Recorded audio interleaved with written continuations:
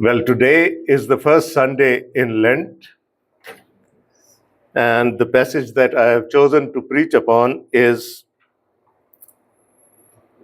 Philippians chapter 2 and the first 11 verses. You can see I have my outline on a boarding pass. So,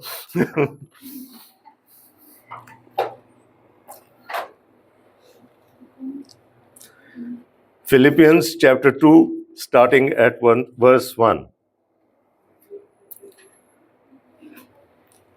And Paul is writing to the church in Philippi, and he says, "Therefore, if you have any encouragement from being united with Christ, if any comfort from his love, if any common sharing in spirit, if any tenderness and compassion, then make my joy complete by being like-minded, having the same love, being one in spirit and of one mind. Do nothing out of selfish ambition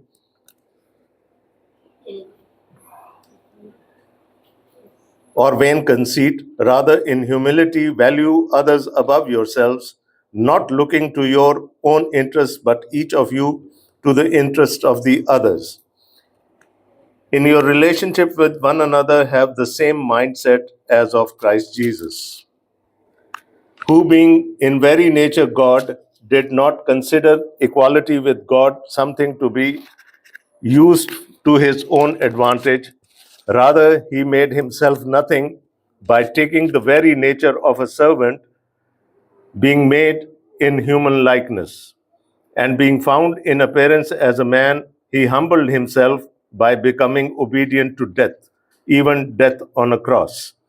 Therefore, God exalted him to the highest place and gave him the name that is above every name, that at the name of Jesus every knee should bow, in heaven and on earth and under the earth, and every tongue acknowledge that Jesus Christ is Lord, to the glory of the Father.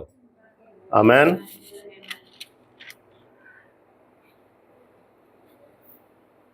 It's a very famous passage, a very Christocentric passage. And this morning, in connection with the Lent, I wanted to preach from this passage to you. And I will be breaking it in three parts, and we will be looking at different verses and the message that Paul is trying to convey primarily to the church in Philippi and then to us. In the first four verses, he makes an appeal. He is calling the church at Philippi to do something. And that is, he wants them to be united, but to be united, the key ingredient is humility, and he is calling them to humility. So the first four verses are a call to humility. He says, therefore, if you have any encouragement from being united with Christ, if any comfort from his love, if any common sharing in the Spirit, if any tenderness and compassion, then make my joy complete by being like-minded, having the same love, being one in spirit and of one mind. So he is making an appeal to them. The epistle to the Philippians is called the joy letter, the joy epistle. Remember, Paul is in prison. He is under house arrest, and he is writing to the church at Philippi. And the primary reason why he wrote this epistle was because the church in Philippi had collected some money for him, and they sent it to Paul in prison through Epaphroditus. And he is now thanking them, and his heart is joyful that a church far off had learned about his imprisonment and were keen to help him out during that time. And if you read the letter, it's joy, joy, joy, joy. He says, rejoice in the Lord always. And again, I say, rejoice. So for someone under house arrest and talking of joy. That is being Christian to me. That no matter what the circumstances may be, you experience that joy, that comfort, that love that flows into us through the Holy Spirit from God Almighty and from Jesus. And Paul is a living example of that. But probably he also heard a report about dissent in the church, that there were factions, there were people, there were groupings. And then he writes to them to be united. So he says, if you have any comfort from being united with Christ. Some of the translations use the word consolation. If you have any consolation in Christ. Does Christ console us? Yes. In Luke 2, we read when Simeon is talking about Jesus, he says, he is the comfort, he is the consolation of Israel. And not only of Israel, he is consolation to all of us. Because whenever we look at him hanging from the cross, no matter what our difficulties are, we get consoled. And Paul is writing to this church, which is a good church, and he said, all this question is rhetoric. You see, what Paul means is, you have consolation in Christ because you are Christians. You are mature believers, and every mature believer should have that consolation that comes out of our fellowship with Christ Jesus. If any comfort from his love, he loved us. And he showed his love to the humanity through his supreme sacrifice on the cross. So he says, if you have any consolation of being in fellowship with Christ, if you can feel his love inside you, if any common sharing in the Spirit. You see, our relationship with the triune God is bilateral. May it be Jesus Christ, because in John we read, he has to abide in us and we have to abide in him. We have to depend on the Father, and he then fulfills our needs. And similarly, we have to open ourselves to the Holy Spirit, and then the Holy Spirit imbibes into us, and thus a bond is formed, a bilateral relationship is formed, and we have that fellowship with the Holy Spirit. And if any tenderness and compassion. I said this is rhetoric. He is saying you have all these things. You have the consolation from Christ. You have experienced the love of Christ. You have the fellowship with the Holy Spirit. And through that fellowship flows out our fellowship with our brethren. And he says, if any tenderness and compassion. He says that is what belief in the Lord Jesus Christ should teach us, to be tender to one another. So on the one side, we have this fellowship with the triune God. And on a different dimension, we have this fellowship with our fellow believers. And he said, if tenderness flows out of that relationship, if you have compassion for one another, then he says, do something. Do something from me. And he says, make my joy complete. I am joyful. Even though I am imprisoned, I am joyful. But what he has not written here is, when I have heard about the dissent in the church, that has hurt me. So now, please, please make my joy complete. He's not saying that I'm not joyful. He says, I am joyful, but this news that I have heard about you has worried me. I have taken it to heart. And if you can remove these seeds of dissension from you, I will be more joyful. So he says, make my joy complete. Let me hear only good news from this church in Philippi. So he says, then make my joy complete by being like-minded, having the same love, being one in spirit and of one mind.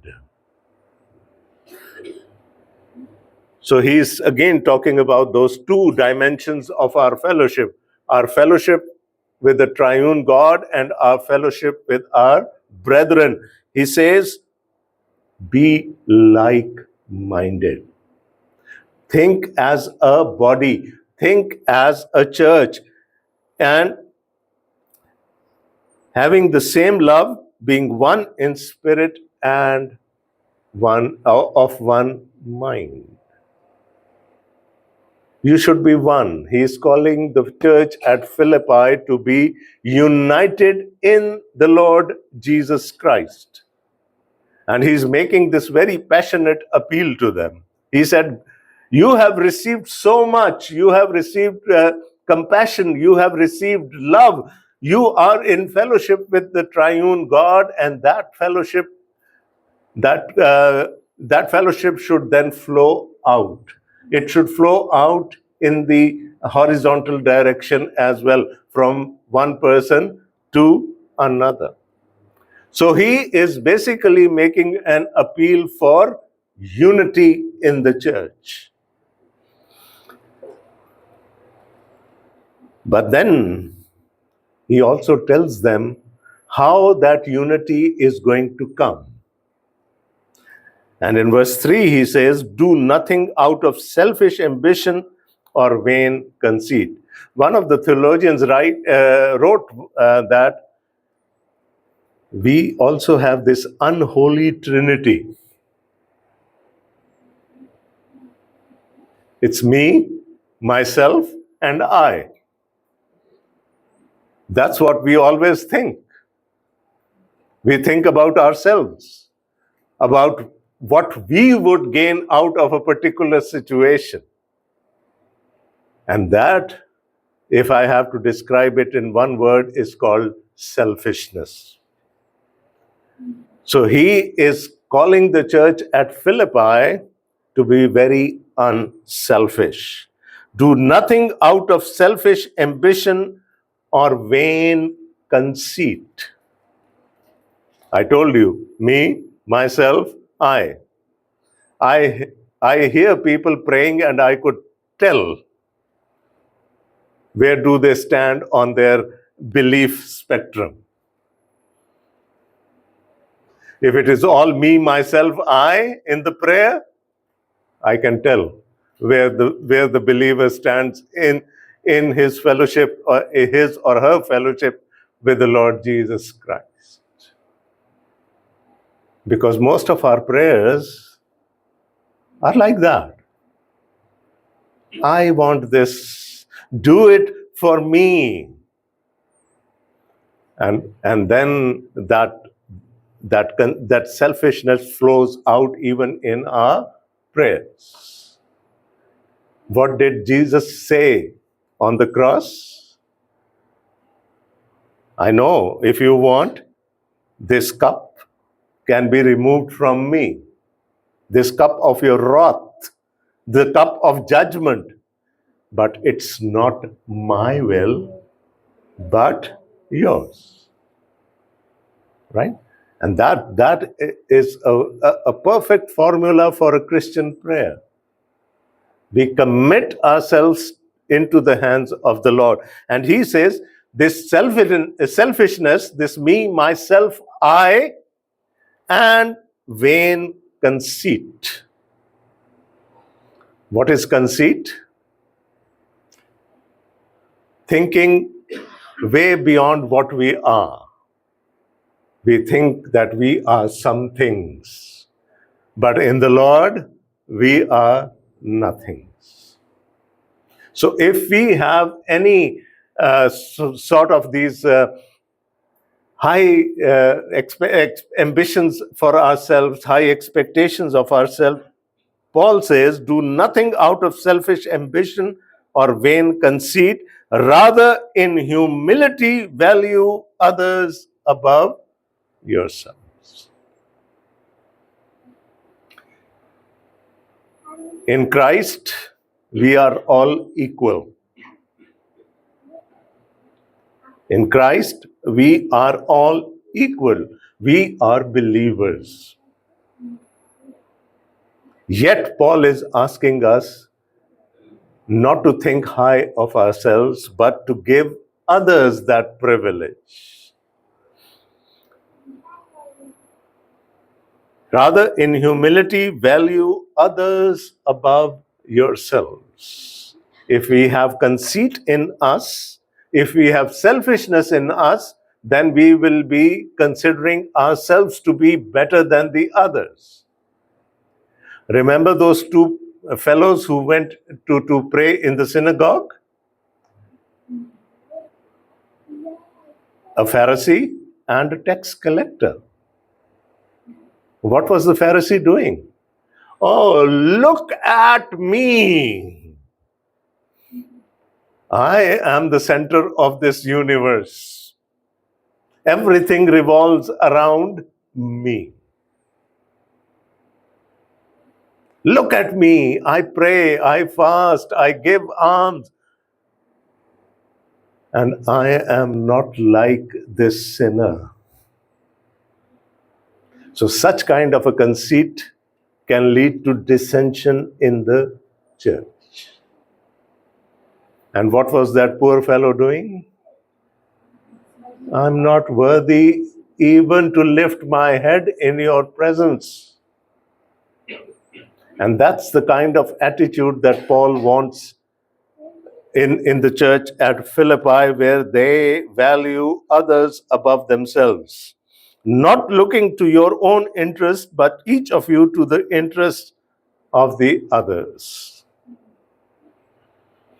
So if we value other people more than ourselves, if we consider them our brothers and sisters in faith,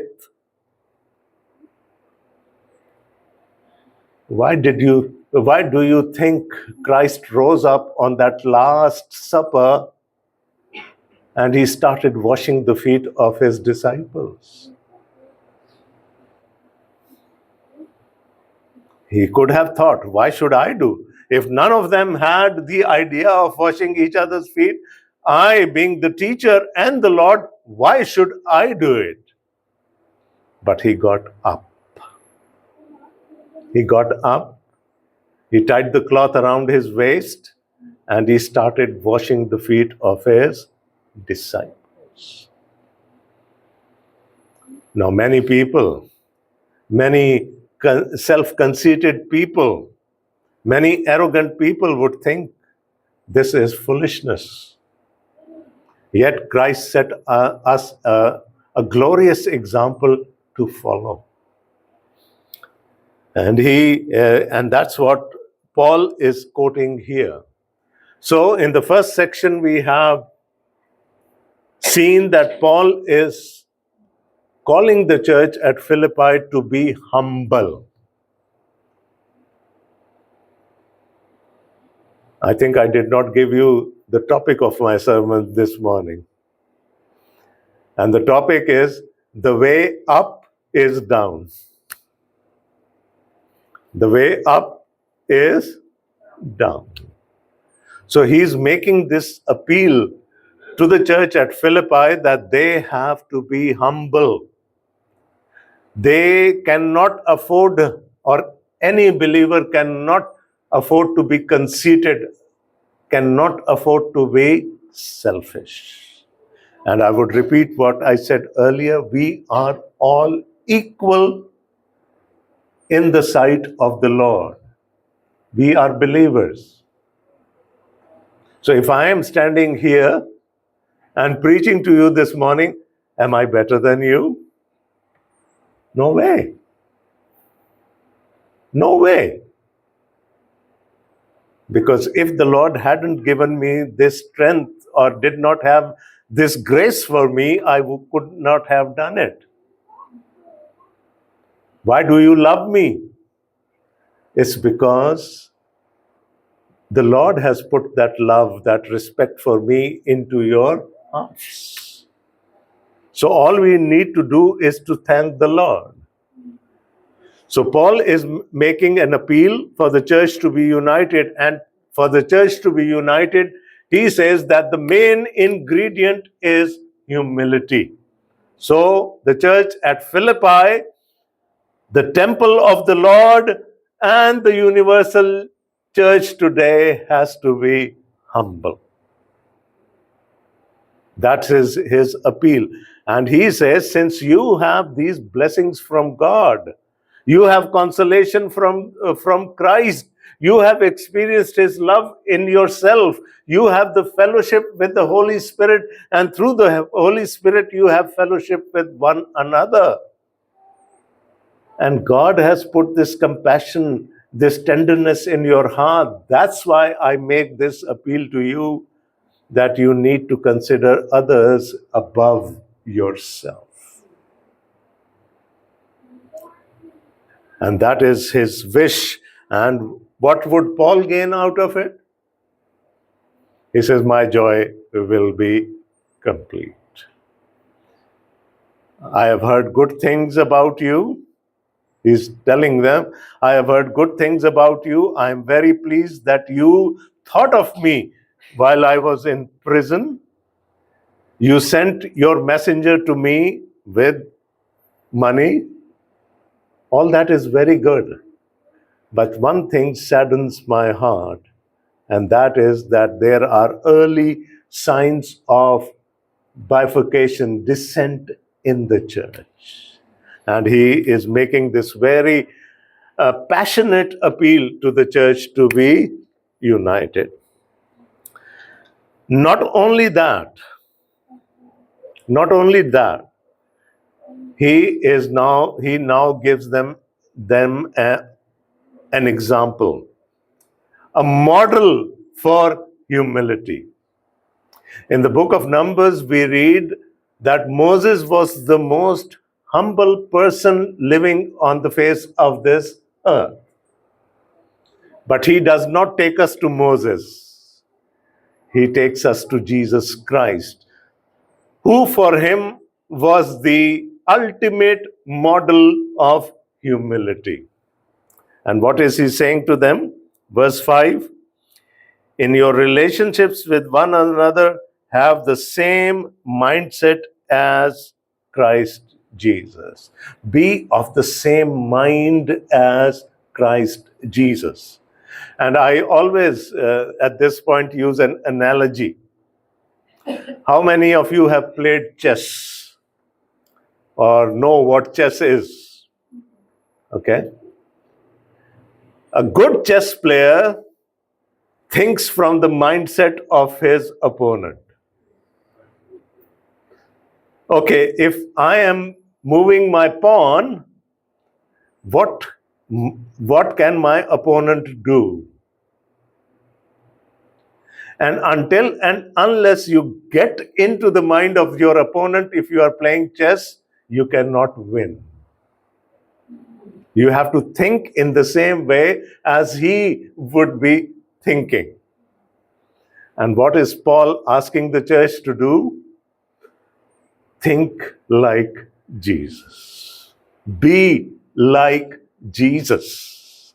I think I have shared this earlier with you.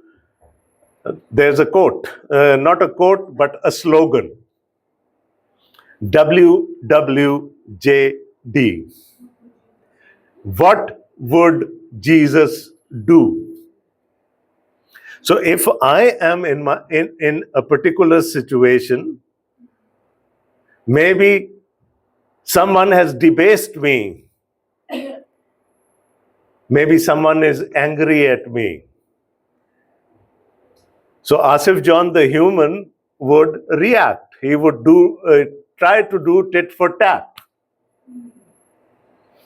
But if you just take a few seconds, step back, and ask yourself, what would have Jesus done in this situation? And that makes the difference. Would he have paid the person who is angry at us or who is abusing us in the same coins? No. So that is having the mindset of Jesus, thinking like Jesus did. I just gave you the example of him hanging from the cross. And he said, "Not my will, but your will be done." Sometimes we get angry at the Lord. Oh, he doesn't listen to us. All my prayers go unanswered. So why should I be praying in the first place? Not realizing that all our prayers are out of selfishness and conceit. We want him to do everything for us, and we don't want to do anything for him. So, what would Jesus do? So, if you are a teacher and you are teaching a class, think that Jesus, the child, is sitting somewhere in your class. If you are a housewife, cook as if Jesus was to be at the table that day. Right? If you run a cab or something, just think that it's not a passenger sitting behind me, it's Jesus. And that makes a world of difference to us, to our attitude. So what is he saying? Have the same attitude that was of Christ Jesus. Read his mind. What does he want us to do? Not what we want to do in a particular situation. What would Jesus do? And in the West, you get bracelets with WWJD, you get earrings, and you get all sorts of ornaments with WWJD inscribed on that. And that's a good reminder. So he is setting this principle now. Have the same mindset of Jesus. Remember, he has made a call to humility. And now he is giving them a model of humility, a model that every one of them knew. What follows till verse 11 is thought to be, some theologians believe this was a hymn sung during the first century, a hymn sung in the churches, or it was a poem. We don't know for sure. It could be, but then Paul, under the guidance of the Holy Spirit, could also write poetry. Look at 1 Corinthians 13. So whatever the case may be, he is now quoting Christ Jesus as an example, as a model for them. And he says, be of the same mindset as that of Christ Jesus. Be of the same attitude. And then he goes on to describe the attitude of Jesus, who, being in very nature God, did not consider equality with God something to be used to his own advantage.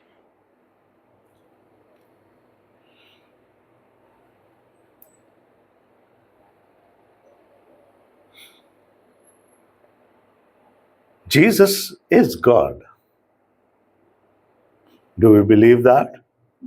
Yes. Yes.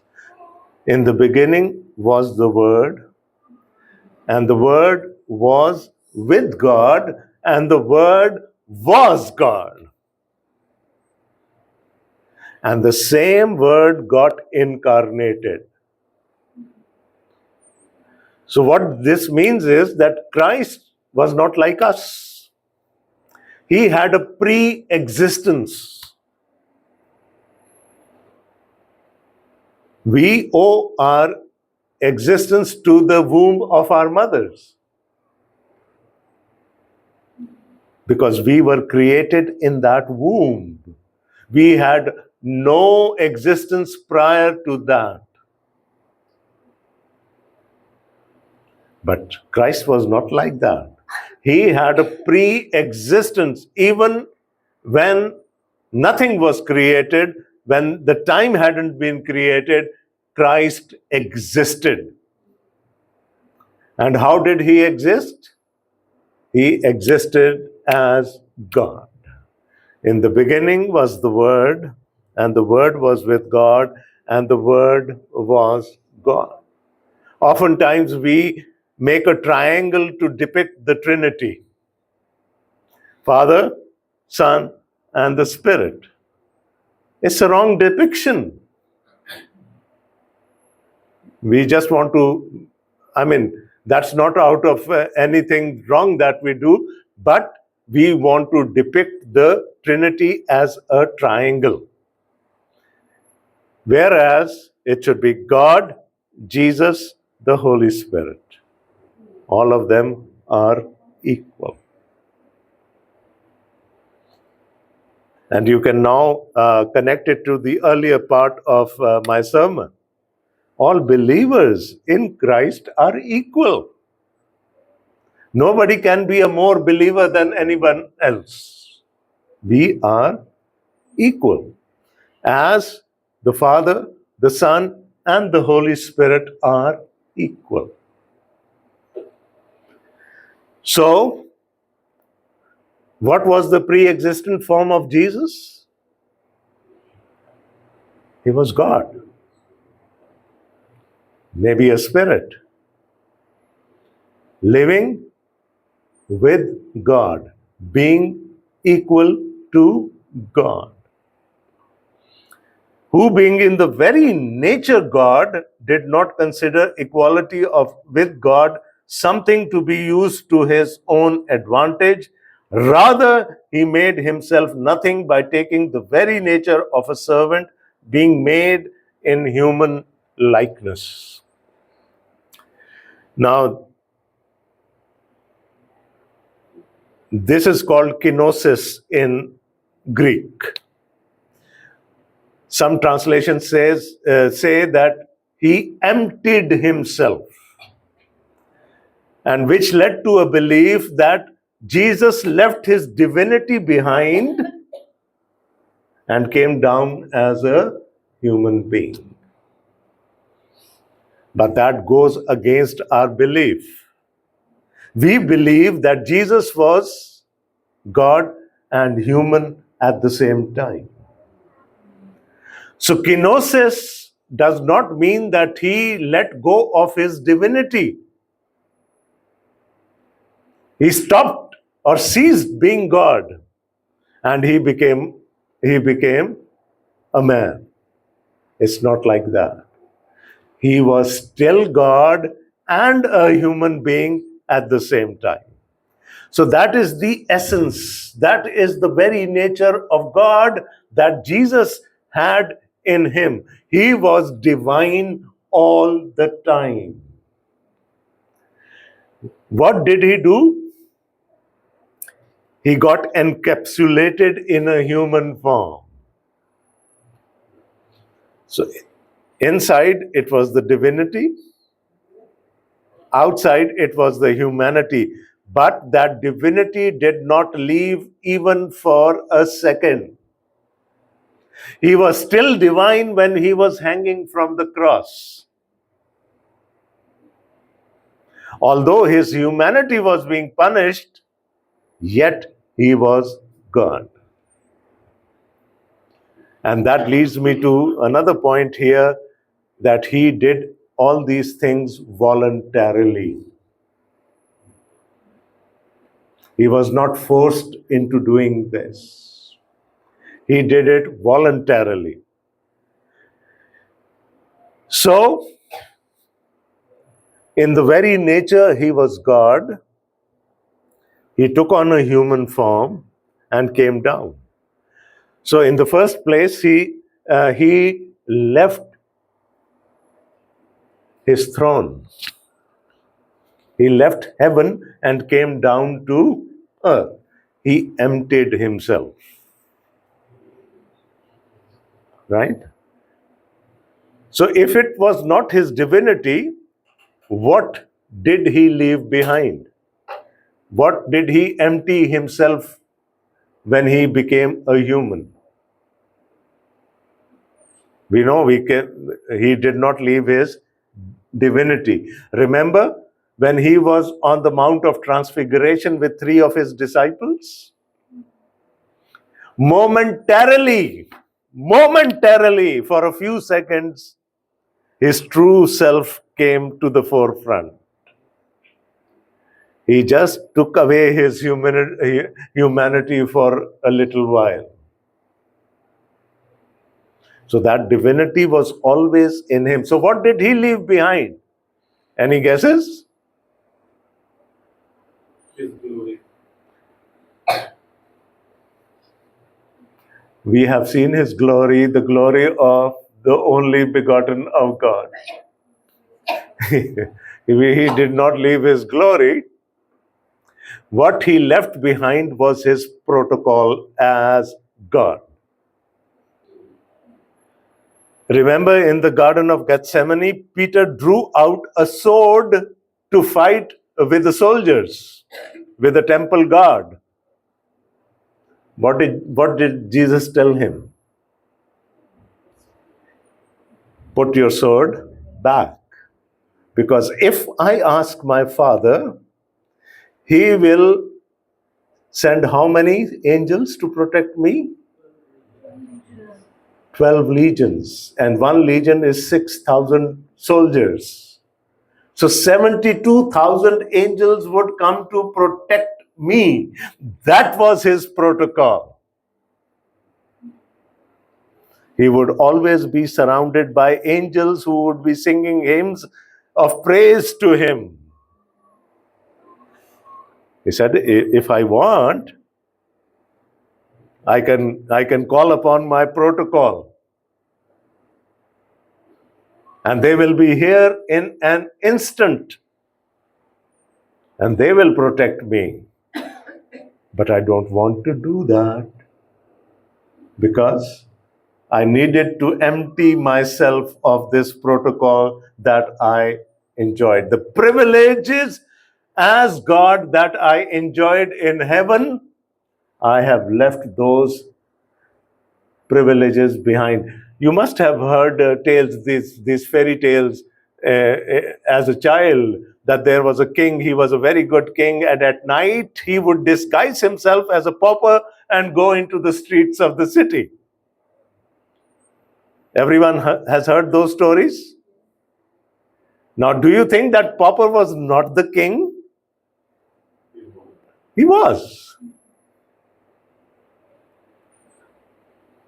So, Jesus came down. On the cross, people said, oh, if you are the Son of God as you claimed, then do what?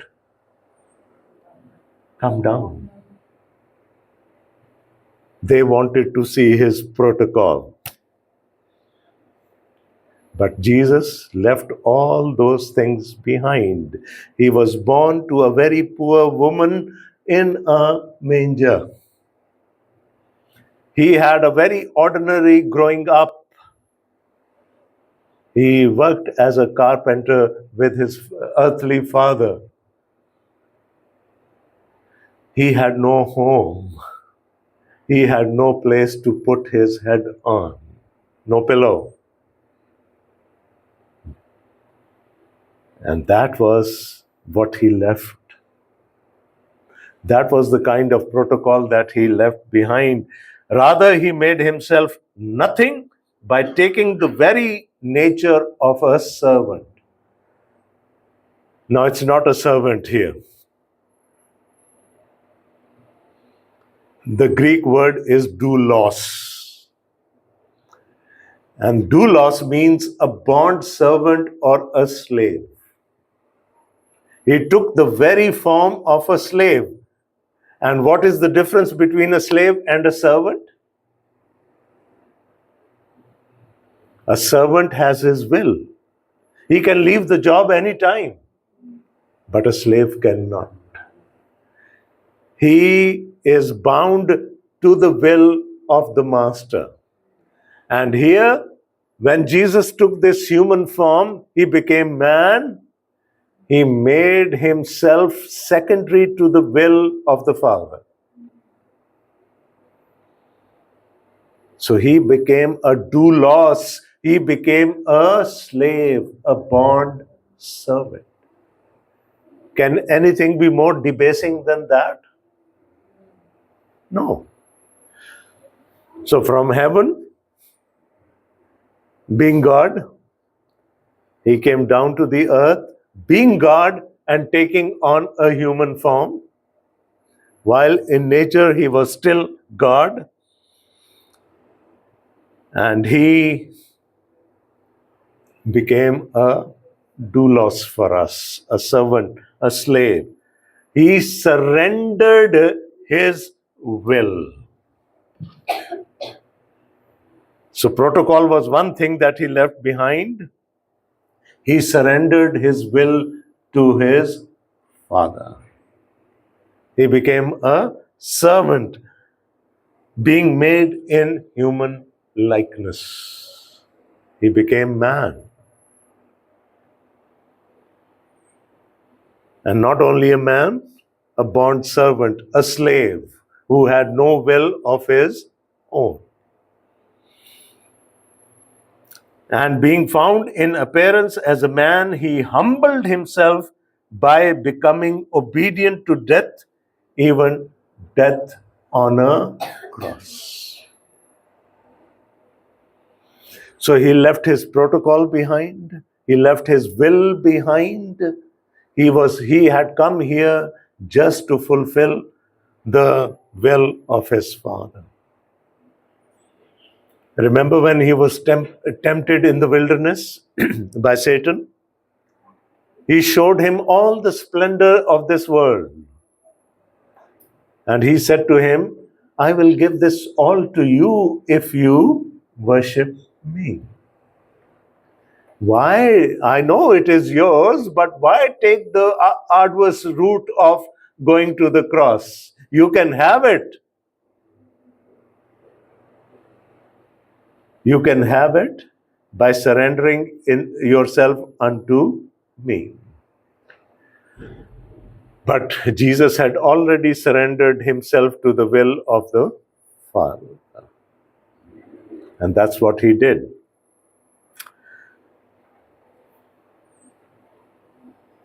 And being found in the appearance as a man. So you see, look at the wordings here. He appeared as a man. His appearance was that of a man. Whereas inside, he was divine, he was God. He took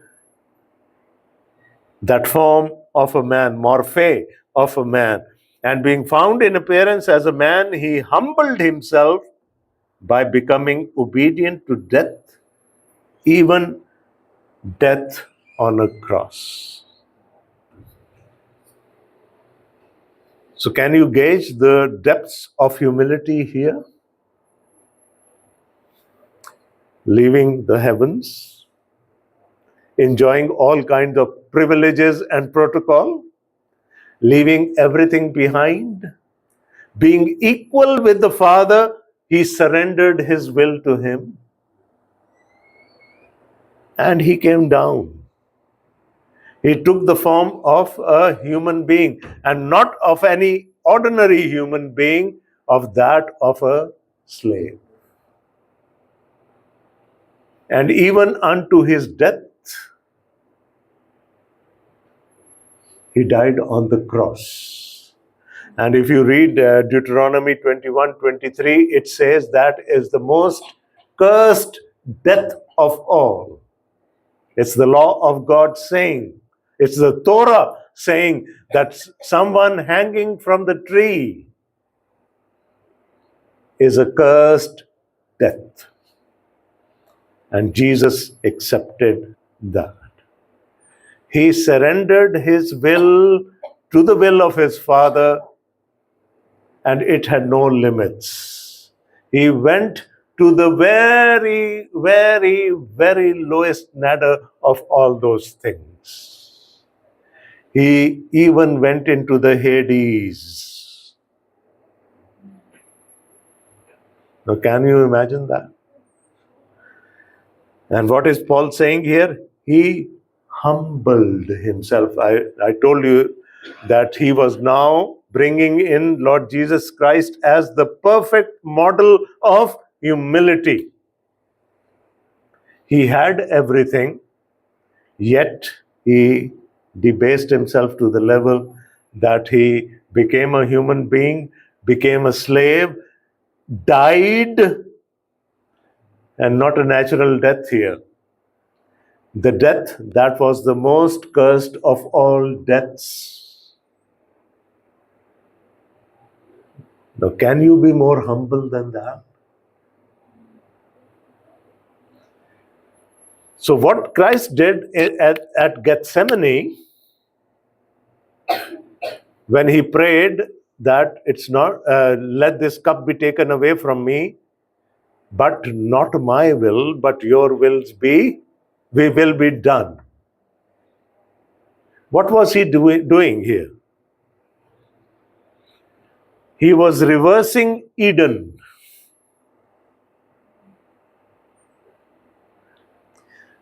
Eden was a garden, Gethsemane was a garden. Right? What did Adam do in the Garden of Eden? He wanted everything for himself. What did Satan say to Eve? Take, eat.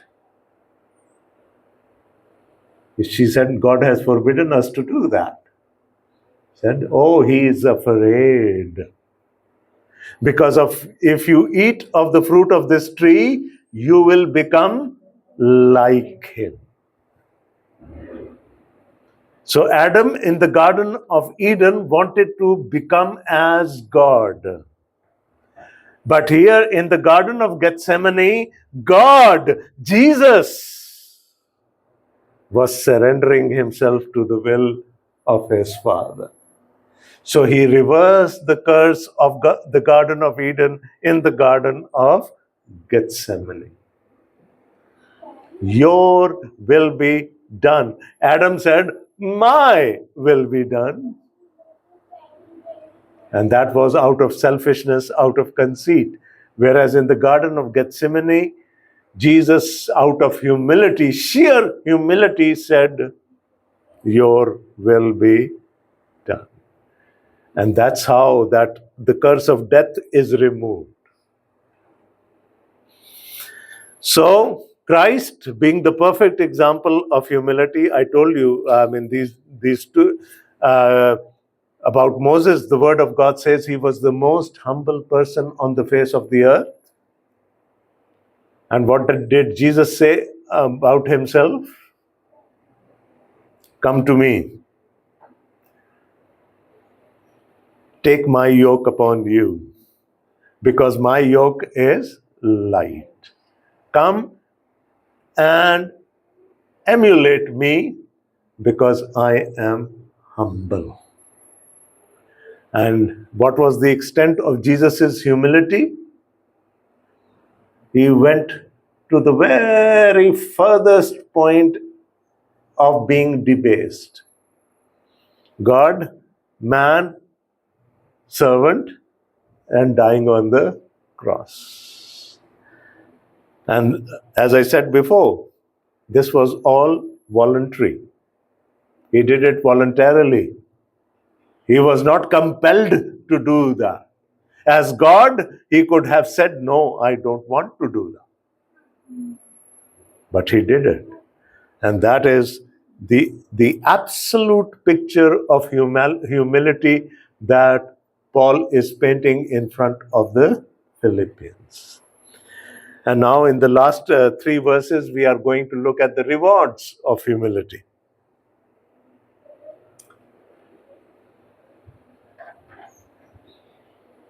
First, we looked at a call to humility. Then we looked at a model of humility. And now we are going to look at the rewards of humility. Therefore, why? Because he had humbled himself to that extent. What did God do? Therefore, God exalted him to the highest place and gave him the name that is above every name. So the way up is down. Jesus went down and then he was exalted. Not that he could not exalt himself, but remember, voluntarily he had surrendered his will to the will of the Father. So now God exalted him. That is the reward for humility. God exalted him to the highest place and gave him the name that is above every name, that at the name of Jesus every knee should bow in heaven and on earth and under the earth. So now we have seen the extent of humility. Now we are looking at the height of exaltation because of that humility. He gave him a name that is above every name.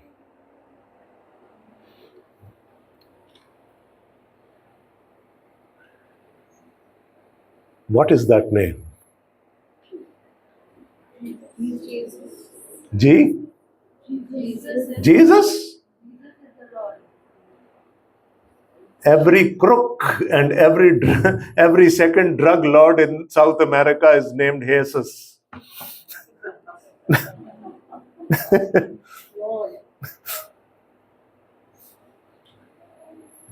They name their children Jesus and they turn out to be thugs and what else? So what is that name? Lord? Why?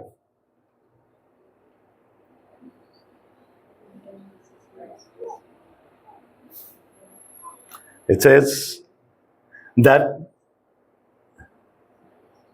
and every tongue acknowledge that Jesus Christ is Lord. And here we have Lord with a capital L. Now let me take you back a little, although I have overstepped my time, but this is important. You see,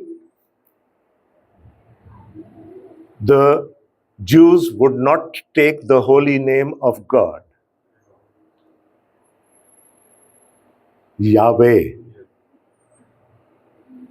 Everyone knows that? Yud He, Vav He.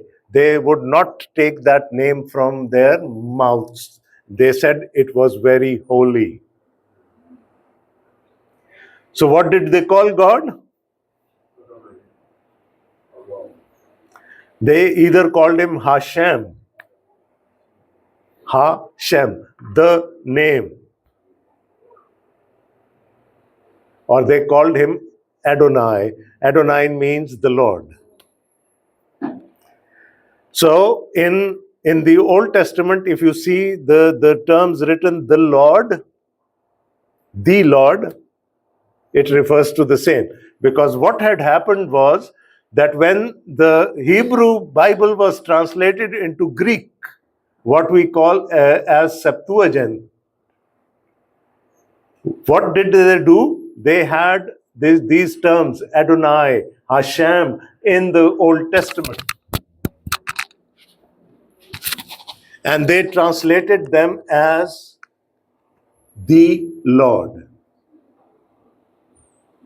And the Lord with a capital L bigger than O-R-D, which was also capitalized.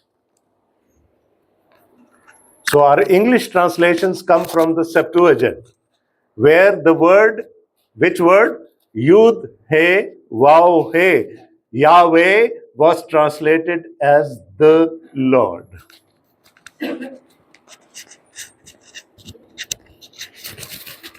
With me, or is it confusing? The Hebrews did not say the name Yud He, Vav He. Rather, they would say Hashem or Adonai. And Hashem and Adonai was translated as Curios. Curios, not so, in Greek, yes. The Lord, Ha Curios. And when it got translated into English, it was translated as the Lord. So whenever you have the Lord in the Old Testament, what does that mean? Yahweh. Yahweh. Yud He, Vav He. The Tetragrammaton. So what is he saying here? That Jesus Christ is the Lord. He is the Ha Curios. What does that mean? Jesus is God. Every tongue will confess that Jesus Christ is Yahweh. With me? Right? And at the name of Yahweh, at the name of God, every knee shall bow and every tongue confess. So he was given the name Yahweh, the Lord, Ha Curios. And at his name, now this doesn't mean that everyone will become a believer. No. The believers do worship the name of, worship Jesus as the Lord. It says everyone would acknowledge. When they would see him in his glory on the day of judgment, judging the world, everyone would exclaim, oh, he is the Lord. He is Yahweh, by hook or by crook. It would be too late then. Right? The believers, they even do that today. The non-believers would do that at the day of judgment, but the bus would have gone for them by then. So now look at the extent of the glory here. We looked at the extent of the humility of Jesus. Now look at the extent of his exaltation. He is exalted to the highest level now. He is Yahweh. He is the Lord. He is Ha Curios. And every tongue acknowledge that Jesus Christ is Lord, to the glory of God the Father. Now just be reminded that he was, in his pre-existence, he was equal to God. So no issues there. But when he became man, he surrendered his will to the will of the Father. And as he did that, and he fulfilled the will of the Father, then the Father exalted him. He exalted him to the highest place where he would be called the Lord. And that is the reward of humility. So the call for humility, the model of humility, and the reward of humility. So if we want to go up the way is down. We will have to follow the example of Jesus. We cannot have conceit and selfish and still be vying for exaltation. Those are the things that we need to kill. Jesus left all those things behind. He came to fulfill the will of the Father.